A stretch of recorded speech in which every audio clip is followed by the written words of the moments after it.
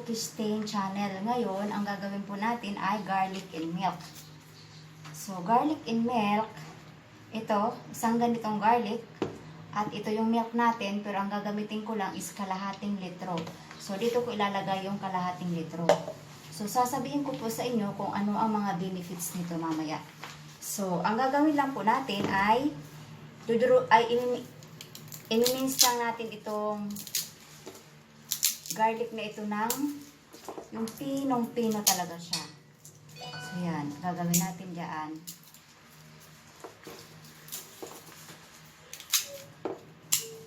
Yan. Dudurugin muna natin yan na pag ganito. Lahat yan.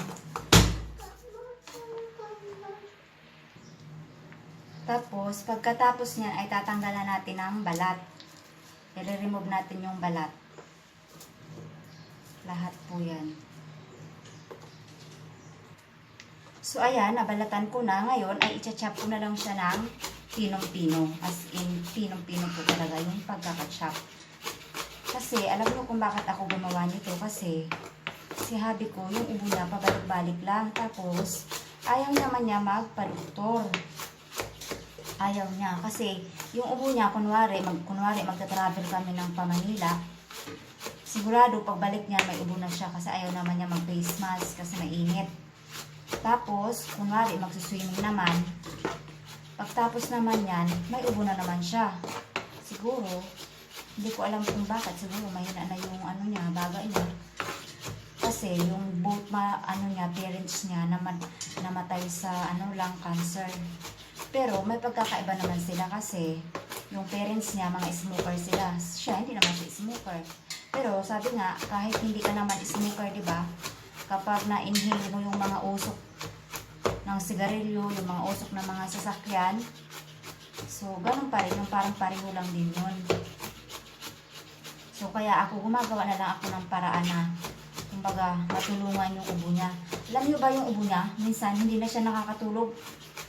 Tapos, nung nag-umpisa dito, kasi pang ano ko na to ngayon nakakatatlong ganito na ako na milk. Kasi ito, dalawang lutuan ko to. Kumbaga, 2 beses ko niluluto. Kasi isang litro to kalahating litro ang ginagawa ko dyan. So, pangatlo na yan ngayon. Tapos, hindi na siya masyadong, inuubo pa rin siya kung pinapawisan siya, pero, hindi na siya yung masyadong natulad nung talagang sumusuka na siya sa kakaubo niya. So, kaya ako gumawa nito. So, ayan. Kailangan durog na durog. Ay, pinong-pinong-pino po talaga siya.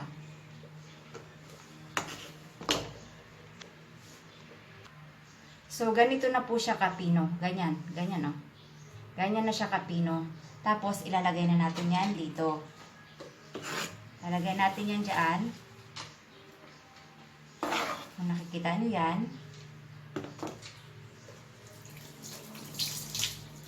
Pagkatapos ay mag-a-add tayo ng kalahating litro ng milk na ito. Kalahati na lang talaga ang tira nito kasi ginawa ko na ito kahapon. Yung kalahati nito. So, ganito. Parang iuubos lang natin to. Yan. Yan. Iuubos na lang natin ito dito.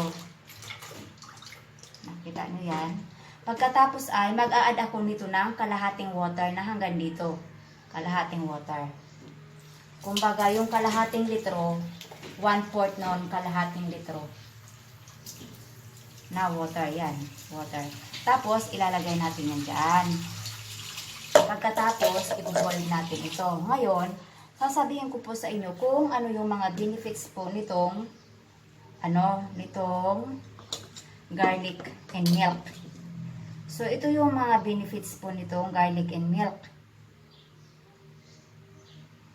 Yan. Asthma. Nakakatulong siya sa asthma. If you consume 3 cloves of garlic every night, you will relieve the symptoms of asthma. Tapos, pneumonia. If you consume garlic milk 3 times daily, you will successfully treat pneumonia. Tapos, cardiac problems. Kasi, nakakapagpa-reduce siya ng level ng LDL cholesterol na or yung tinatawag na bad cholesterol, kung saan nakakapagpigil siya doon sa mga formation ng mga blood clots, yung mga, or yung mga, di ba yung mga, kaya tayo inatake minsan sa puso, di ba, kasi nagbabara siya. So yun, nakaka-prevent siya noon. Tapos, improving the circulatory system. Tapos, curing jaundice. Yung jaundice, ito yata yung paninilaw ng, yung kung may sakit ka sa, ano, di ba, sa atay. Di ba, yan yung naninilaw ka. So, yan, nakakatulong siya sa jaundice. Tapos, arthritis. If you consume the garlic milk on daily basis, you will reduce the symptoms of arthritis, including the inflammation and pain. So, nakakatulong din siya. Tapos, insomnia. Ayan, kung may insomnia ka, makakatulong ito sa'yo. Tapos sa ubo, yan, ito na nga. Tsaka, kasi, di ba, ang ubo kapag napabayaan natin yan, nagiging pneumonia yan, di ba? So, yan, nakakatulong siya. Pero guys, hindi lang po ito, basta ganito kung gusto nyo, pwede po kayo, nasa inyo na po yung kung gusto nyo mag-add ng garlic, ay ng honey pala. Pero ako, hindi na ako nag-add ng honey kasi parang wala naman totoong honey. Tapos, nakakatulong din siya sa tuberculosis of lungs. Yan. This mixture is very beneficial for treating diseases of the chest. So, yan, nakakatulong siya. Tapos, sa cholesterol, ito na nga, syempre, pag, di ba, kain ka ng kain na matataba, syempre, may cholesterol ka. So, ayan, nakakatulong nga siya. Digestive health. Yun, nakakatulong din siya sa digestive health. Tapos, sa impotence. Alam nyo naman siguro yung impotence, di ba? Garlic milk is an excellent cure for impotence. In addition, eating boiled piece of garlic successfully fight infertility in both men and women.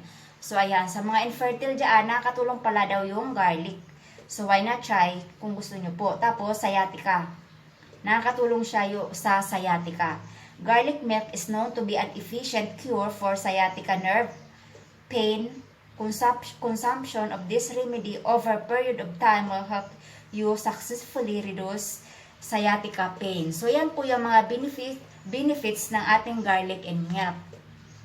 So, kung gusto nyo po, mag-i-try nyo gawin para sa inyong mga sarili at pwede nyo rin pong i-research ito para sa inyong mga sariling kaalaman na rin. Nasa inyo na po yun. So, ito na nga yung gagawin na natin ay iboboil na natin itong ating garlic and milk. So, kasi kailangan siya maging, kumbaga, ang matira na lang talaga ay yung milk na nilagay ko dito at mawala na yung water. So, iboboil ko siya low heat. So, ayan, papakuluan na po natin yan.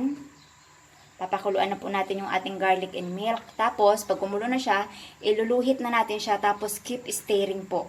Kasi, kung bakit kailangan, lagi mo siyang hinahalo dahil mabilis po siyang umapaw. At pangalawa, dumidikit siya. Dumidikit siya dyan sa kaserola. So, ayan na, kumukulo na po siya yung ating garlic and milk. Ngayon, ang gagawin natin ay iluluhit na natin siya kasi tingnan mo, mabilis umapaw, diba? Mabilis siya. So, keep stirring kasi nga po, dumidikit siya. Dumidikit siya dyan. So, ayan. So, guys, ang ginamit ko dito na garlic ay isang buo, pero yung hindi siya ganun kalakihan. Parang yung maliit lang na size. Or medium size. Yun yung ginamit ko dito na garlic kanina. Bali, yung magiging kalabasan lang talaga nito ay magiging 2 baso na lang yung matitira dapat dito. Mawawala yung inad ko na water. Ganun siya. Yung magiging sukat niya. Siya nga pala guys, gaya po na sinabi ko sa inyo kanina, do the research po at mag-ask po kayo sa inyong mga health provider bago po kayo uminom ng ganito kasi hindi ko po alam kung pwede po ito sa lahat. Sa akin lang, pinainom ko naman ito si baby at saka si hubby, pang ilang araw niya na itong iniinom ngayon. Pero, syempre, hindi ko siya painumin ito pang matagalan kasi mamaya bumaba yung dugo, di ba? So, papainumin ko lang siya. Siguro bibili pa ako ng another one more ng, ng milk. Tapos last na, tapos mag-iiba na naman ako ng papainom sa kanya. Hanggang sa tuluyan mawala na yung ubo niya.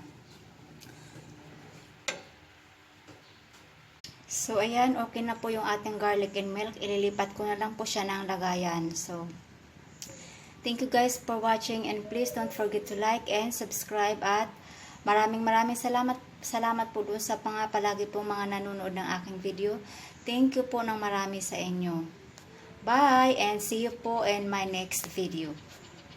At sa mga hindi pa po nakaka-subscribe, please subscribe at click nyo na rin po yung bell button para ma-notify po kayo sa mga susunod ko pang video. Thank you po. So, dito ko po siya ililipat dyan. Maglalagay po ako dyan.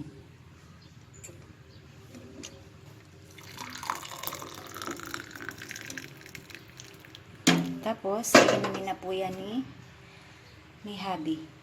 So, ayan na. Si Habi, iniinom niya yung kanyang garlic and milk.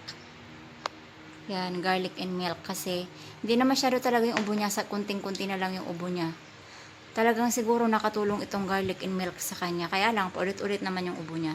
So, thank you ulit guys for watching. And please don't forget to like and subscribe. Bye!